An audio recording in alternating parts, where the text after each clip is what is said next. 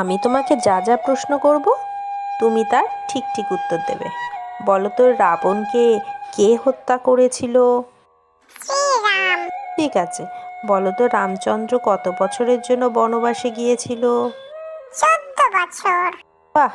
বলো তো পৃথিবীর আয়তন কি গোল? হ্যাঁ মা, কিছু কিছু বিজ্ঞানীরা তো তাই বলে, তবে এখনো পর্যন্ত সেই বিষয়ে গবেষণা চলছে।